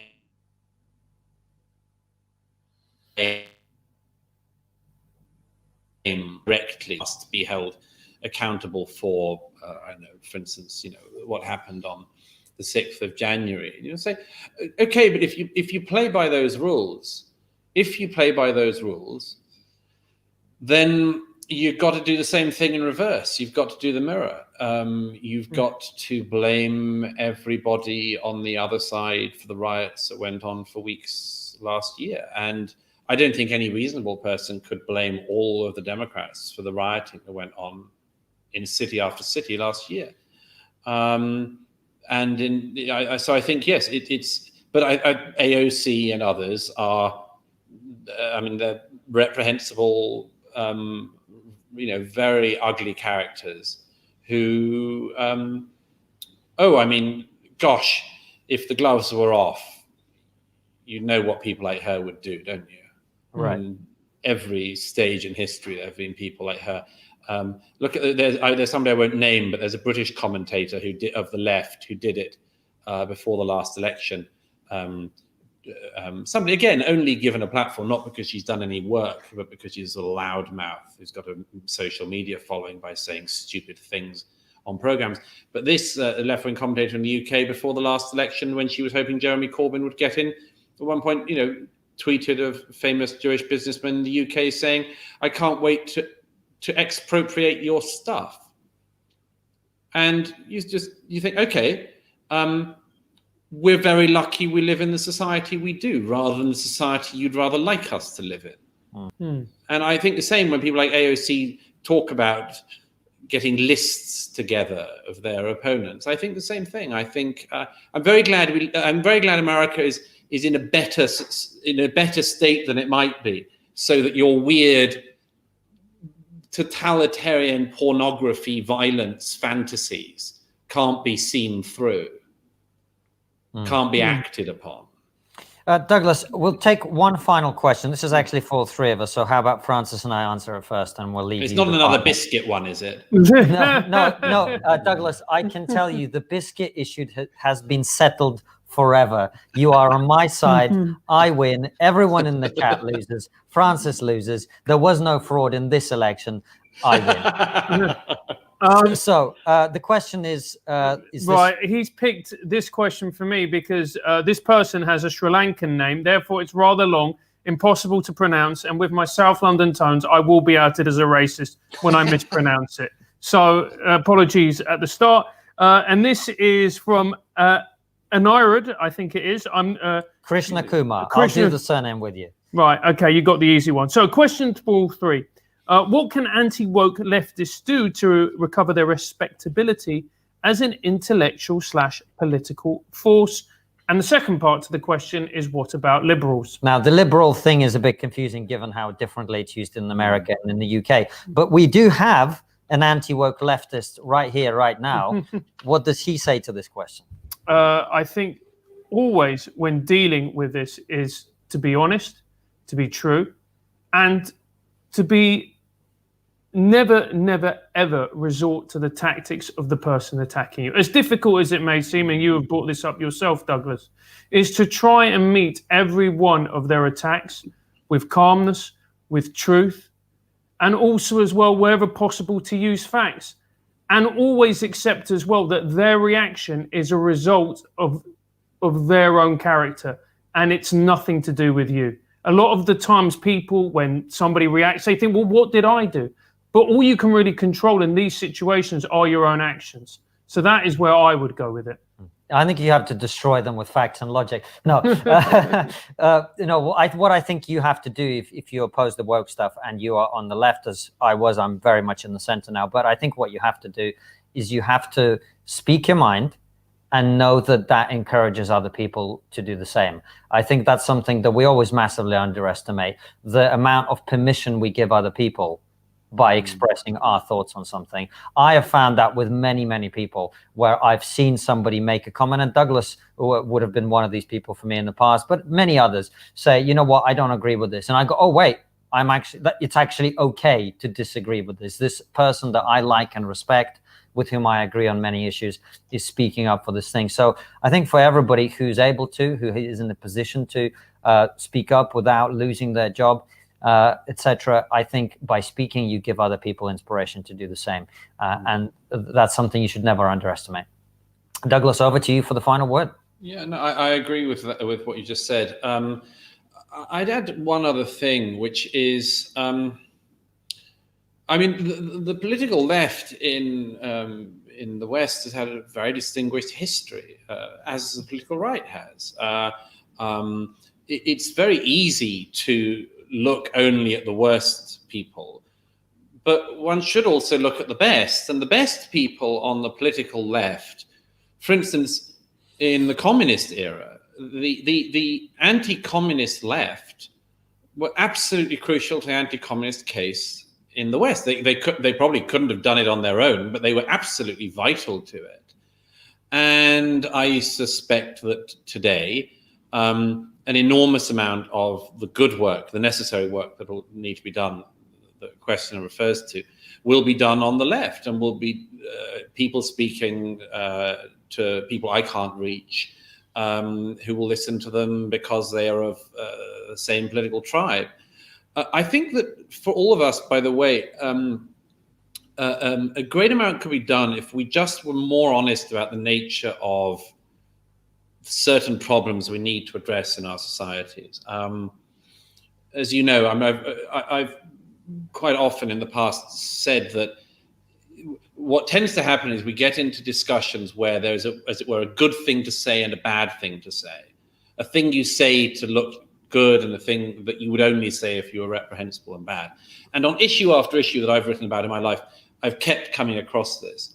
And I've kept thinking, why can't we have the debate we all actually know? I mean, I literally think of it in television terms as being the discussion you do have in the green room, or can have in the green room, but never have on air. Because you go on air and the BBC or Sky or whatever interviewer plays the game, and the game runs. And then afterwards you have a bit of the discussion you should have had. And the reason this happens is because we don't concede what the real discussion is. And can I just very quickly, I'm conscious of the time, but I'll quickly give an example. The reason that we said last question is we were keen not to take up too much of your time. But actually, before you go to where you were going to go, I wanted just to remind you, because I think I heard you once tell a story of this very thing, where you were on a program debating an MP who do you know the one I'm talking about? Where I've debated too many MPs. I'm trying to think of which case. I think it was in the context of the strange death of Europe, and you were debating the issue of Islam, I think. And then when you went back into the green room, an MP who'd been, viciously critical of you on screen said, "Douglas, we're all with you." Am I remembering that correctly? Yeah. It was a Labour MP. That's right. I was on a program with my friend Amir Taheri, and the MP spent all of the time on air decrying my Iranian friend Amir and I, as racist fascists, and off air was laudatory. Yes, and I that's right. So that was an example of what you're talking about, which is why. Yes, but yes, because the thing is that it's. I mean, I said this to the immigration debate. The debate about immigration is never honest, because for some reason the system can't allow the honest conversation you need. And as I said in The Strange Death of Europe, the honest conversation is it's a competition between competing virtues. On that occasion, I said it was between justice and mercy. And in the case of the Corona era, I said earlier in our discussion, I mean, that there are competing virtues going on effectively, the public health and the economy. And I mean, I have heard some of that debate, but relatively little, actually. I mean, almost scandalously little. And I think that's odd, because we all must sense by now that is or should be where the debate would be. And I'm not sure why, and it's something that Brett and I have discussed quite a bit in the past. I'm not sure why all of our systems for sense making keep knocking us off the discussion we should be having, and instead push us into these discussions which are too easy and are not fit for purpose. So that the discussion is, oh, I see, you're supporting Trump, but therefore you're a fascist, or you're supporting this, therefore you support looting, or you can play it every way. But what if we agreed on what big issues we could be addressing? The inequality one is one I've said to you, I think, before. The inequality issue is like, or here's another. What about the issue of why, particularly now, the danger that lies in our system with the difficulty of young people accruing capital? That is a really, really big generational question. Why don't we see it debated? We don't see it debated because what happens is the BBC gets on a communist and then finds a token right-wing maniac and thinks that they've solved or they've addressed the question. And the question hasn't even been started. It's sort of been horribly lampooned. It's been satirized. It's a satire, what happens. But what if we agreed that is a massive problem? And how do we change it? What do we do? Here's another one. I mean, sorry to start firing them out an hour too, but we spent it earlier. How are we going to be sure that our economies don't get out of the corona slump by selling cheap to China? Who's having the discussion? It's not happening at the White House anymore, if it was before. I'm not sure if it's happening in Downing Street. I know it's not happening on the airwaves. I know it's a subterranean, sometimes open conversation in parts of the press. How do we address that? How do we get out? What's going to happen with our economies after this? With the slump in GDP, the huge soaring in borrowing that we've seen. What I worry is happening is, in the absence of that conversation, that's where we get everyone going into their weird corners and conspiracies. Because we can't have the general conversation and the serious debate that we need to have about the very, very imminent and real problems. We get 4chan conspiracy theories on one side, and then censor everyone conspiracies on the other. And we're not talking about the huge thing that's happening under our feet. You know, I feel like it's like being in a room full of people all being distracted whilst the carpet is removed slowly from under our feet and we don't notice. And I can only say this because we can't trust ourselves to have good faith discussions on complex issues. And the social media companies, to return to the thing I've been harping on about, have been very happy to enrich themselves, persuading us to have pointless rows that have only fueled societal instability in order to enrich themselves. They are the only people who've profited from it, and the democracies have much been diminished for it, and our public and political culture have been much diminished for it. But we could find a way out.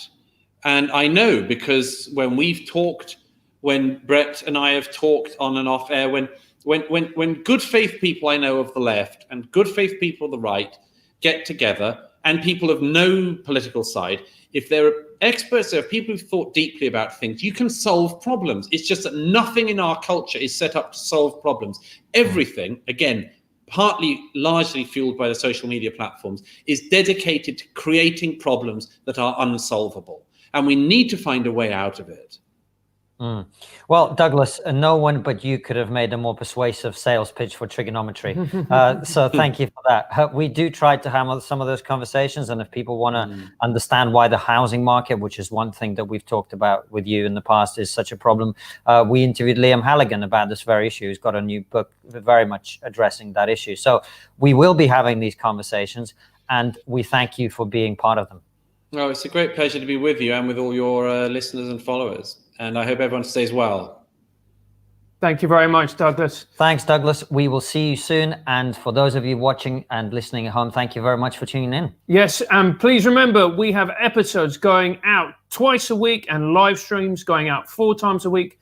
And these will always be at 7 p.m. UK time.